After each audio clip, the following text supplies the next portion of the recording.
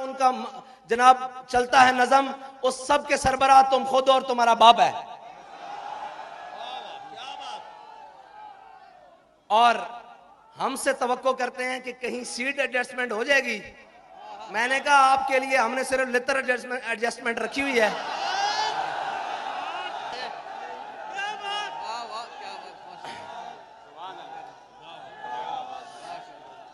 भाई इसलिए कि सीट, और मेरी बात सुनो, ताली नहीं मारनी, वो हमने नारा लगाना है जिससे इनके जिगर पिघलते हैं।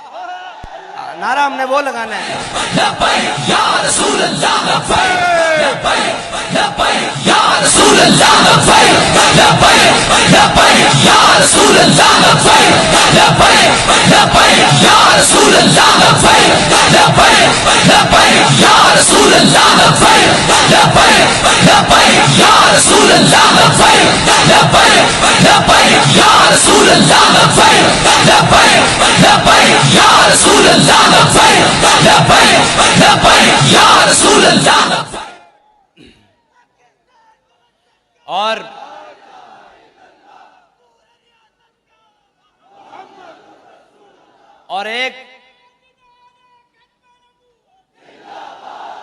और एक मुनाफिक आजम जलील आजम साहब को आजकल अमर बिल मारूफ आई हुई है।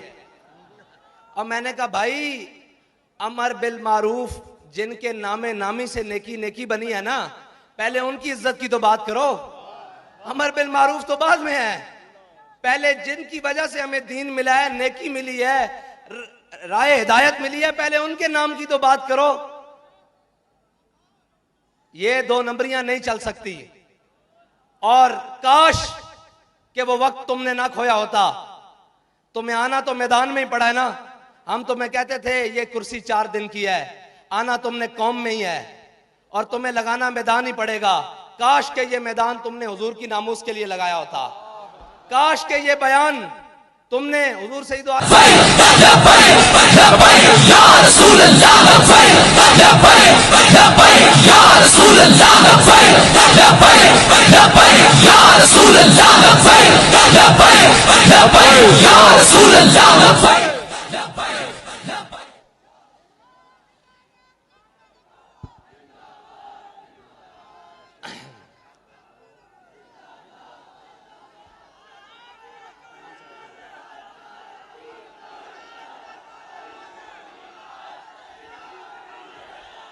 और जो बड़े पढ़ी लिखी हुकूमत लेकर आए और बड़े समझदार लोग लेकर आए कि ये मुल्क को संभालेंगे, उन पढ़े लिखों ने पाकिस्तान का हाल ये किया कि पहले पाकिस्तान सिक्योरिटी रिस्क पर था, इसको सरहदी खतरात थे, अब ये माशी रिस्क पर है। ये पढ़े लिखों ने हाल किया है इस पाकिस्तान का। और ये समझते हैं कि तहरीक लब्बैक वाले ऐसे ही उठकर आ गए हैं, इनको मैशत का क्या पता हो। मैंने कहा हमें सिर्फ वक्त और वो वक्त भी दूर नहीं है इंशाल्लाह। मैशत दुरुस्त करना पढ़े लिखों का काम है ही नहीं, मैशत दुरुस्त करना डंडे वालों का काम है। अगर पढ़े लिखों का काम हो गए तो आज जहांगीर तरीन साहब को सामने बिठा लो, वो कहेंगे सबसे ईमानदार मैं हूं। आज अलीम खान को सामने बिठाओ, सबसे ईमानदार वो है। सारों को छोड़ो, सबसे बड़े डाकू जरदारी को बिठा लो। अच्छा, उससे बड़ा चोर बाहर से इंपोर्ट करके बुला लो, नवाज शरीफ, उसको बिठा लो। वो कहेगा मुझसे दयानतदार कोई नहीं है। कौम का पैसा वापस लाने के लिए तुमने क्या क्या ढोंग किए, लेकिन तुम्हारी नीयत ठीक नहीं थी। अगर नीयत सही हो तो हमारे बाबा जी फरमाते थे, हजरत उमर बिन अब्दुल अजीज सिर्फ मस्जिद से चल के घर तक गए थे तो आधा इस्लाम नाफिज हो चुका था। तुमने कहा था मैं आते ही गवर्नर हाउस की दीवारें गिराकर इसको यूनिवर्सिटी बना दूंगा। हमारा यह दावा नहीं है कि हम गवर्नर हाउस गिराकर उसको यूनिवर्सिटी बनाएंगे। हमारा दावा यह है कि हमारा गवर्नर हाउस में नहीं रहेगा। उसकी इमारत को जहां भी सरकारी इस्तेमाल की जरूरत पड़ी हम उसको करेंगे। हम बात वो करेंगे जिस पर अमल करके दिखाएं। हम कौम को वो सबज बाग नहीं दिखाएंगे जो दिखाकर हमें यू टर्न लेने पड़े और झले सीता हथकड़ियां पा के फांसी वाली चक्की जाके यू टर्न नहीं लिया। साढ़े बाबा जी ने सानू यू टर्न सिखाया ही नहीं।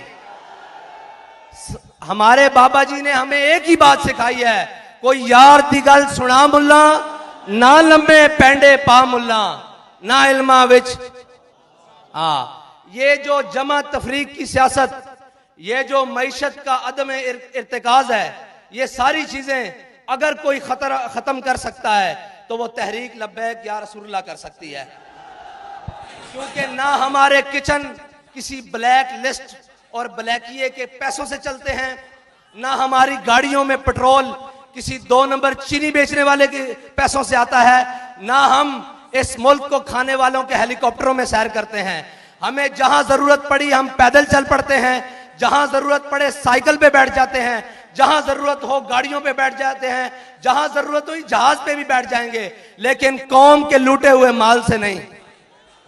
क्योंकि तुम इसलिए कुछ नहीं कर सकते इन चोरों के बारे में, इन महंगाई बढ़ाने वालों के बारे में, इनके बारे इसलिए कुछ नहीं कर सकते क्योंकि तुम्हारे किचन इनके पैसों से चलते हैं, तुम्हारी अयाशियां इनके पैसों पर मुनहसर हैं और तुम्हारी सारी चीजें इनके जनाब एटीएम कार्ड्स पर हैं।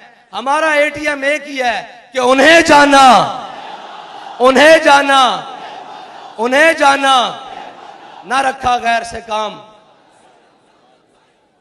तो कराची वालों, बाबा जी हमें एक बात बता गए हैं कि चलने में बरकत है, जब तक चलते रहो आती रहेगी, और जितना तेज चलोगे, जितनी लगन से चलोगे, जितने इखलास से चलोगे, तुम्हारी मंजिल उतनी करीब होगी।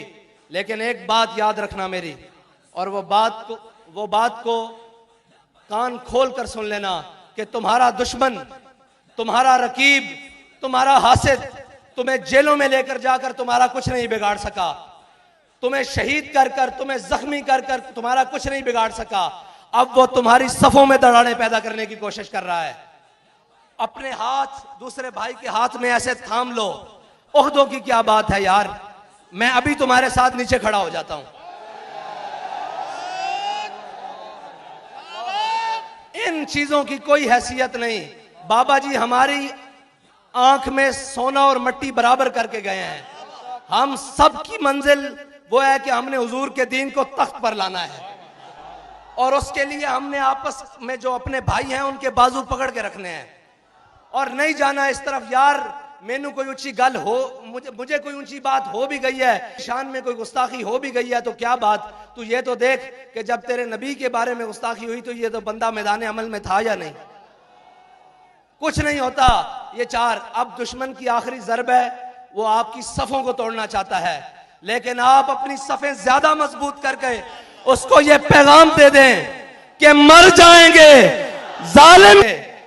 अब आपका पैगाम अपने आप को मुत्तहिद करना, और गली गली में जाओ, कूचे कूचे में जाओ, नगर नगर में जाओ, हर दरवाजा खटकाओ, उन्हें बताओ कि उम्मत के असल वारिस आ गए हैं, कौम के हकीकी तर्जुमान आ गए हैं, पाकिस्तान को अपनी मंजिल के तक पहुंचाने वाले वो लोग हुजूर के गुलाम आ गए हैं, जिनको ना इक्तदार की लालच है, ना जनाब पैसे की हवस है। उनको अगर किसी मकसद की लालच है वो ये है कि ये उम्मत हुजूर सैयद आलम सल्लल्लाहु अलैहि वसल्लम के दामन से वाबस्ता होकर खुशहाल हो जाए, और हम सब की निजात हुजूर सैयद आलम सल्लल्लाहु अलैहि वसल्लम के दीन के साथ और उनके निज़ाम से वाबस्ता रहने की है।